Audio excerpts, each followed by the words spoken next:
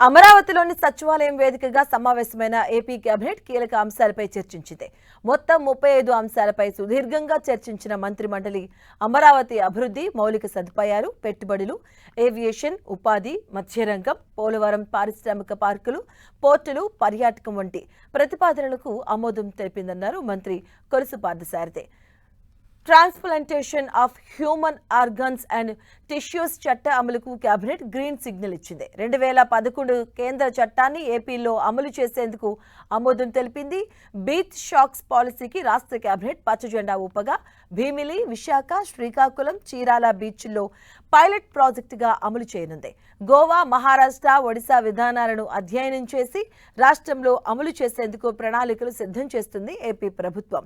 Pilot project విజయాన్ని బట్టి భవిష్యత్తులో విస్తరణపై నిర్ణయం తీసుకోబోతున్నారు.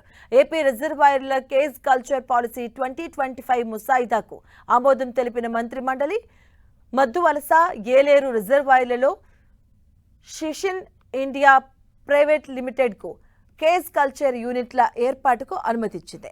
ఏపీ ఏవియేషన్ పాలసీ 2026కు గ్రీన్ సిగ్నల్ ఇచ్చింది కేబినెట్. అమరావతి క్వాంటమ్ వ్యాలీకి కేటాయించిన భూమి రిజిస్ట్రేషన్పై స్టాంప్ డ్యూటీ, రిజిస్ట్రేషన్ ఫీజు మినహాయింపునకు ఆమోద ముద్ర వేసింది.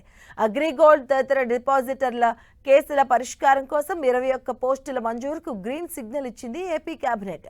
చిత్తూరు జిల్లాలో వ్యవసాయ భూమిపై పీఎం కుసుమ్ పథకం కింద సోలార్ విద్యుత్ ప్లాంట్ల ఏర్పాటుకు ఎన్ఆర్ఈడి సిఏపికి 30 ఏళ్ల లీజు ఇచ్చేందుకు అనుమతి తెలిపింది.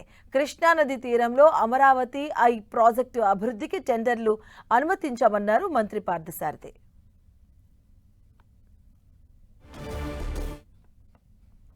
35 విషయాల మీద కేబినెట్లో చర్చించి ఆమోదం తెలపడం జరిగింది.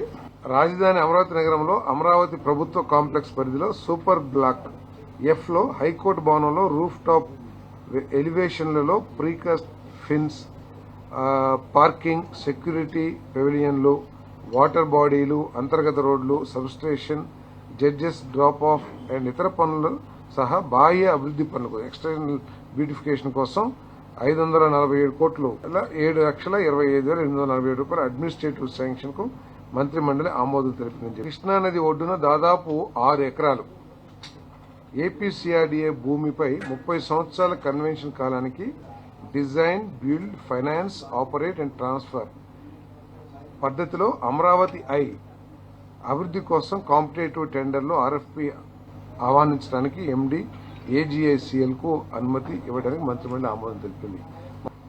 ఆంధ్రప్రదేశ్లో బీచ్ శాక్స్ కోసం ముసాయిదా ఎక్సైజ్ పాలసీ మార్గదర్శకాలకు మంత్రిమండలి ఆమోదం తెలిపింది.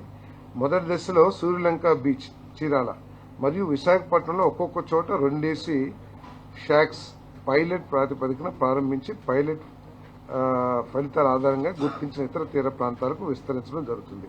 మరి ఇర్రెగ్యులారిటీస్ మీద అదేవిధంగా అగ్రిగోల్డ్ మీద వెంటనే చర్యలు తీసుకోమని ఒక మినిస్టర్స్ తో ఒక కమిటీ కూడా వేయమని చెప్పేసి కూడా ముఖ్యమంత్రి గారు ఆదేశాలు ఇవ్వడం జరిగింది.